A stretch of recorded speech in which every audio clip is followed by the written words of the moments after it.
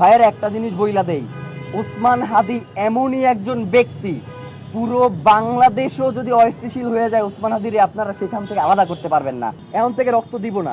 প্রয়োজনে যারা আমাদের ভাইকে হত্যা করছে, গুম করছে, খুন করছে, আপনারা যদি এই দায়িত্ব পালন করতে না পারেন, বাংলাদেশের জনগণ কিন্তু রক্ত নেওয়া শুরু করে দেবে। কোনো হাঙ্কি পাঙ্কি আমরা শুনতে চাই না। ওসমান হাদির বিচার হবে না, কিন্তু সরকারের স্থিতিশীলতা রক্ষার জন্য আমাদের তার সাথে বসে লিয়াজও করতে হবে। সেই টিম ওসমান হাদি বানাইয়া যায় না।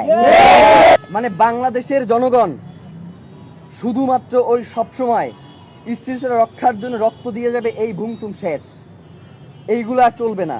এখন থেকে রক্ত দিব না।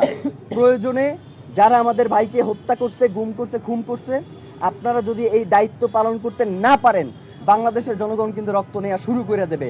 রক্তপাত একবার শুরু হয়ে গেলে এটা কিন্তু আপনারা থামাইতে পারবেন না।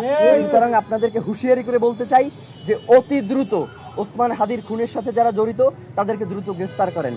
আপনারা যদি সুস্পষ্টভাবে আমাদেরকে বলেন যে খুনি ভারতে পলায়ে গেছে, তাইলে কি করতে হবে? তাইলে যেইটা করতে হবে সেটা হচ্ছে, বাংলাদেশে একটা বন্দি বিনিময় চুক্তি আছে, আপনারা জানেন না? এই যে উলফা নেতাদেরকে যে বন্দি বিনিময় চুক্তির মাধ্যমে ভারতে পাঠানো হয়েছে, আপনারা দেখেন নাই? উলফা নেতারা খালি বাংলাদেশ থেকে ভারতে পাঠানো যায়, ভারত থেকে দিল্লির ওই কুত্তা শেখ হাসিনারে বাংলাদেশে আনা যায় না।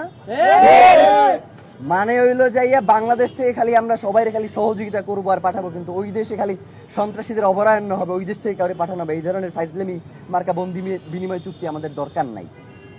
আপনারা অতি দ্রুত ওসমান হাদিকে যারা খুন করেছে তাদেরকে দেশে থাকলে গ্রেফতার করেন, আর দেশে যদি না থাকে তাহলে তাদেরকে বিদেশে যেখানেই থাকুক সেইখান থেকে আনবার ব্যবস্থা করেন। এর বাইরে আমরা আসলে আর কিছু জানি না।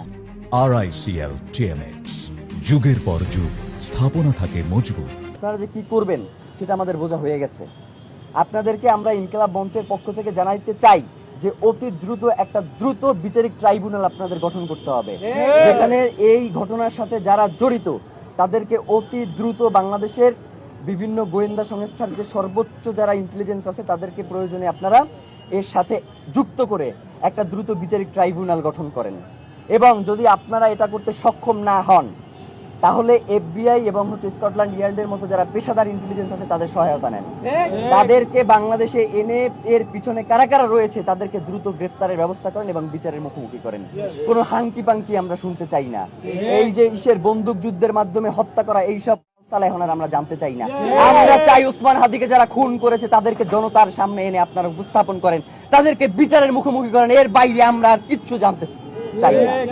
প্রিয় ভাইয়েরা, ওসমান হাদি ভাই বাংলাদেশের স্বাধীনতা সার্বভৌমত্বের প্রতীক ছিল। এই যে এখানে এত সাংবাদিক রয়েছেন, আপনারা জানেন ওসমান